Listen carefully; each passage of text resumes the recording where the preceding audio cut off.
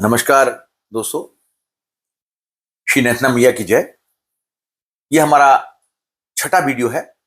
अभी तक जो भी उन्होंने प्रश्न रखे थे ख्याल सिंह जी ने अपने गांव के उसमें, वो हमने सारे बताए। अब जो उन्होंने बाकी प्रश्न लिखा था बैंक के जाली लेटर के बारे में, वो हमें आपको बता चुके हैं। अब उन्होंने एक बड़ी इंपॉर्टेंट बात उसमें कही थी कि ये व्यक्ति बैंक अकाउंट को खुलवा नहीं पा रहा है।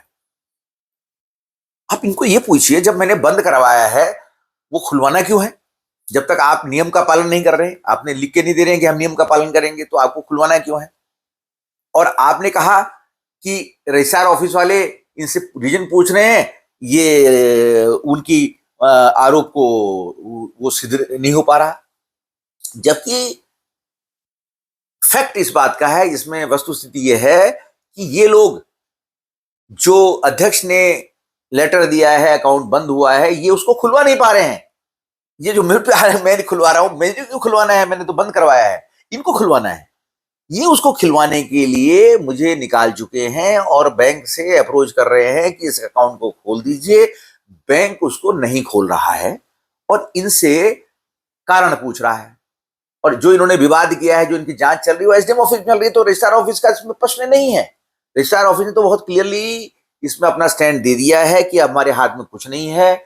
जो आपने विवाद किया अध्यक्ष निकाल के, वो विवाद का निस्तारण हेतु एसडीएम ऑफिस में गया है, वही कंपिटेंट अथॉरिटी है। और जो आपकी जांच होनी है उसमें डीएम के आदेश हो रखे हैं, एसडीएम ने करनी है, वो आपकी जांच होनी है, मेरी अध्यक्ष की जांच नहीं होनी है। मैंने तो आप पे कोई आरोप भी नहीं लगाए हैं, मैंने जांच करने के लिए भी नहीं लिखा है। मैंने तो सिर्फ ये लिखा है कि इनको नियमों का पालन करने के लिए निर्देशित करें।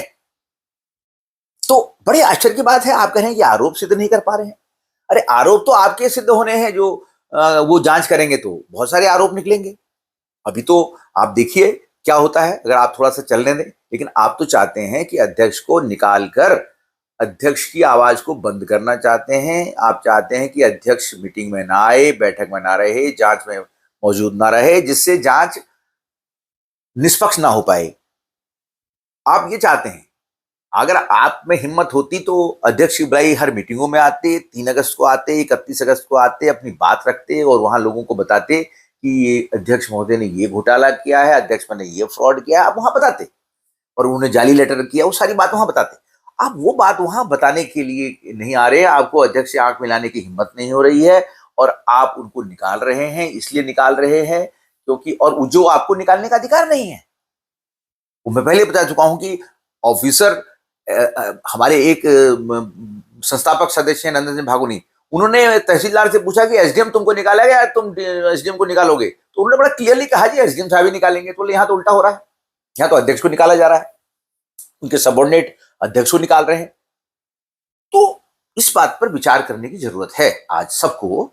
और मैं बहुत लंबा इसको नहीं करना चाहता हूं, आपको मैं स्पष्ट बता दूं कि ये जो रजिस्ट्रार ऑफिस से इनको कोई जांच नहीं हो रही है, ये जांच जो एसडीएम ऑफिस से हो रही है। और इनके आरोप सिद्ध होंगे एक एक, उस प्रमाणिकता से हमने उसको नियमावली की कॉपी को लगाई है। किस नियम का ये पालन नहीं कर रहे हैं वो उसमें लिखा गया है, उसको एनेक्शर बना के दिया गया है। जब भी ये जांच शुरू होगी, ये आरोप 100% सिद्ध होंगे और इनका जो है मंदिर समिति से छुटकारा हो जाएगा हमारे हमेशा हमेशा के लिए। आप इस पे विश्वास रखिए और सब मिलकर के कोशिश करिए कि एसडीएम ऑफिस से कहिए कि इसको आप जल्दी से वहां लिखिए, आप ज्यादा से ज्यादा, कि इसको जल्दी से इस विवाद का निस्तारण कीजिए। मैं अभी तक वहां नहीं गया हूं। अब इन्होंने कथा के बारे में एक प्रश्न लिखा है, मैं उसका जवाब आपको देना चाहता हूं। इन्होंने 9 फरवरी को ये कह रहे हैं कि, ये खुद ही लिख रहे हैं कि 9 फरवरी को इन्होंने 5 आदमियों की कमेटी बना के कथा करने का डिसीजन लिया। अगर इन्होंने 9 कमेटी, ये सारे काम अध्यक्ष के बिना करते हैं, मीटिंग अध्यक्ष के बिना करते हैं, और आपने ये अपने एक अवैध बैठक में अगर ये निर्णय ले भी लिया था 9 फरवरी को कि हम वहां कथा करेंगे, तो आप कथा करने क्यों नहीं गए? आपको किसने रोका? अध्यक्ष तो खुद ही कह रहे थे आप कथा करने आओ, तो आप क्यों नहीं गए उसमें? आप ये विचार करिए कि ये कितना लोगों को बेवकूफ बना रहे हैं। 9 फरवरी को जब इन्होंने एक समिति बना दी, कह रहे हैं हमने समिति बना दी थी और इन्होंने मना कर दिया। अरे भाई, तुम मेरे मना करने पे कब मान रहे हो? मैंने तो आपको कहा था कथा करने आओ, आप अब नहीं माने। अगर जब आपने भागवत कथा करने के लिए कमेटी बना दी थी, तो आपको मना किसने किया?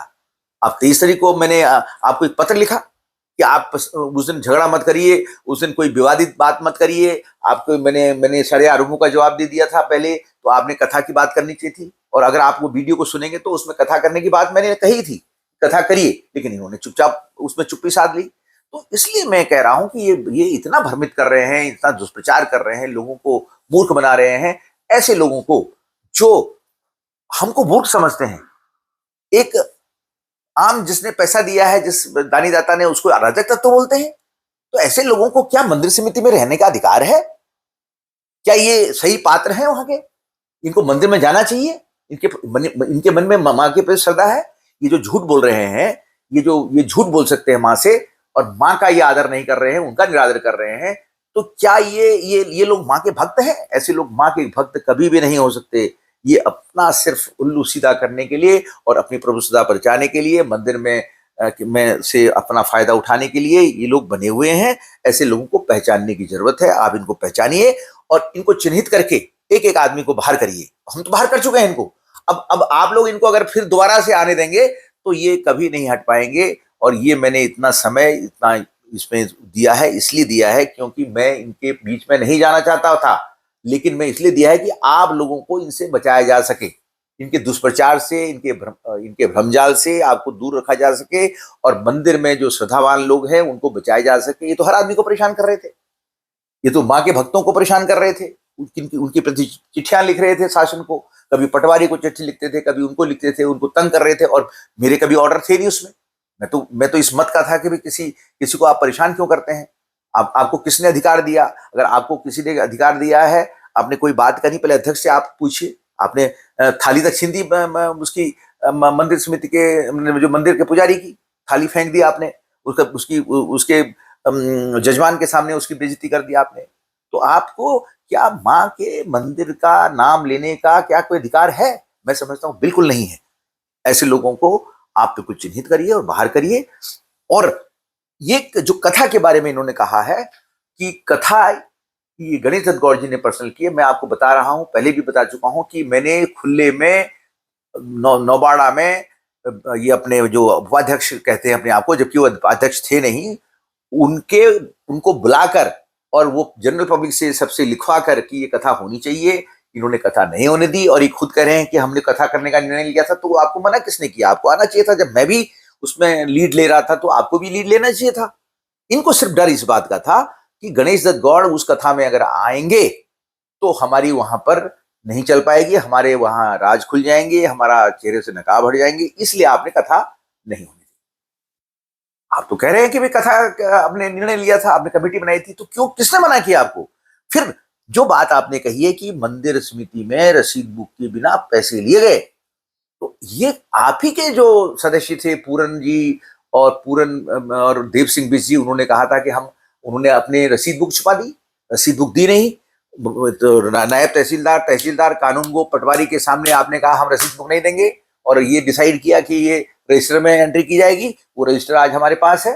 आइए, कोई भी देखना चाहते हैं, कोई हिसाब देखना चाहते हैं, क्या हम आपको घर देने आए हैं आपको? ख्याल सिंह पटवारी जी, क्या आपके हरीश रोहतगी जी को हिसाब देना है इस बात का, जो कि मंदिर समिति के किसी भी हिसाब को नहीं दे रहे हैं? आपको मांगने पर भी आप हमें खर्चों का हिसाब नहीं दे रहे हैं, उनको क्या हिसाब दें?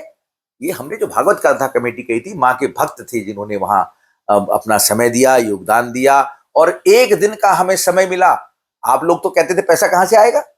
माँ के भक्तों ने, माँ का काम कभी नहीं रुकता है, माँ के भक्तों ने पैसा दिया, हमें अपने एफर्ट्स लगाए, दिल्ली से, अपने रिश्तेदारों से, अपने भाइयों से, अपने दोस्तों से, साथियों से। और मजेदार बात यह है कि जितने वहां श्रद्धावान व्यक्ति आए, उन्होंने बेशक छोटा ही योगदान दिया हो, लेकिन बहुत बहुमूल्य योगदान दिया। और कम से कम जो पैसा आया, वो पैसे का पूरा हिसाब इस रजिस्टर में है, और जो पैसा बचा है वो हम तुमको नहीं देंगे। तुम ये जो तुम्हारा 15 आदमियों का गिरोह है, इसको नहीं देंगे हम। ये मंदिर समिति के कामों में आएगा, मंदिर के काम, कथा के लिए। आपको जितना पैसा आपने वो अपने गांव में कथा कराई है, वो कथा का जो पैसा बचा है, क्या आपने वो मंदिर समिति को दान दे दिया है? आपको वो दान देना चाहिए था, क्योंकि माँ के भक्तों का पैसा था। और आपने जो अन्य घोटालों की बात कही है, दीवाल घोटाला की और मंदिर के बजट की, वो मैं अगले एपिसोड में कवर करूंगा। और आप कृपया ये जो मंदिर कथा का बात है, और जो जाली लेटर का बात है, इसके बारे में अगर कोई शंका समाधान हो तो आप अपने कमेंट्स लिखिएगा और इसके बारे में अपनी राय दीजिएगा। और कोई आपका समाधान है, कोई सवाल है, उसके बारे में जो आप पूछना हो और उसके प्रमाण देखने हो तो आप हमसे संपर्क करिए। और आपने अगर मंदिर समिति के लिए दान दिया है, 551 रुपए से ज्यादा अगर आपने दान दिया है तो कृपया आप उसमें लिखिए। और अगर आपके पास रसीद नहीं भी है तो आप वैसे ही लिखिए। माँ को रसीद की जरूरत नहीं है, माँ के भक्तों को रसीद की जरूरत नहीं है। हमारा विचार ये है कि अधिक से अधिक लोगों को मंदिर समिति से जोड़ा जाए, जिससे ये 14-15 लोग जो आज मंदिर पे कब्जा जमाए बैठे हैं और मंदिर को अपना अधिकार मानते हैं, मंदिर और मंदिर के पुजारियों से, मंदिर के भक्तों से, माँ के भक्तों से बदतमीजी करते हैं, उनका अपमान करते हैं, उनका आज नकाब खोलने की जरूरत है। और उनकी बैठकों में आप, मैं ये नहीं कहता हूं नहीं जाएं, अगर वो बैठक बुला रहे हैं उसमें अवश्य जाएं और उनसे ये सब बातों का प्रश्न पूछें। उनसे सबसे पहले ये पूछें कि आप अगर सच्चे हैं तो आप अध्यक्ष महोदय गणेश दत्त गौड़ जी, जो अभी भी अध्यक्ष हैं, उनको क्यों नहीं बुला रहे हैं बैठक में? उनकी अध्यक्षता में ये बैठक क्यों नहीं कर रहे हैं? क्या आपको डर है उनसे? आप उनको क्यों नहीं बुलाते हैं? आप उनसे ये प्रश्न पूछिए। और ये जो मैं बता रहा हूं, ये सारे प्रश्न उनसे पूछिए। आप उनकी बैठक में जरूर जाइए। हमने तो उनको अपनी सब बैठक में बुलाया, हमने तो उनको नहीं कहा कि हमारी बैठक में आइए। हम तो कह रहे हैं आप हिसाब लाइए, वहां आइए, नहीं आ रहे हैं। और अब जो है ये 5 अक्टूबर को उसी मंदिर में बैठक करने जा रहे हैं जिसमें हमने की थी। बैठक करने से तुम्हें कोई नहीं रोक सकता, आप बैठक करिए। लेकिन आप जिस आदमी को आप कटघरे में खड़ा कर रहे हैं उसका सामना करने की हिम्मत भी रखिए। उनकी आंख में आंख मिलाने कर वो आपको ऐतराज क्यों है? जब वो अकेले आपके बीच में आ सकता है, क्या आप इतने लोगों के बीच में क्या उनके प्रश्नों का जवाब नहीं दे सकते? आप जरूर बुलाइए उनको, उनकी अध्यक्षता में मीटिंग कराइए। अभी तो आप पूछिए, आप अगर आपको डाउट है आप एसडीएम ऑफिस में पूछिए कि आज की डेट में मंदिर समिति का अध्यक्ष कौन है। वो आपको बताएंगे, आपको अनऑफिशियली बताएंगे। आप अपनी जांच जल्दी से करवाइए, जल्दी से जांच करवा के जांच को खत्म करवाइए। जांच मुझे नहीं करवानी है, मैंने तो उनको जांच के लिए लिखा भी नहीं है, मैंने कोई लेटर भी विड्रॉ नहीं करना है। मैं तो सिर्फ आपसे एक एक आपसे कमिटमेंट चाहता हूं कि आप काम करते रहिए और आपको कुछ नहीं होगा। आप सिर्फ ये कहिए कि हम आगे से, पीछे जो हमने नियमों को नहीं माना है, आगे से हम नियमों का उल्लंघन नहीं करेंगे, हम कार्य करेंगे।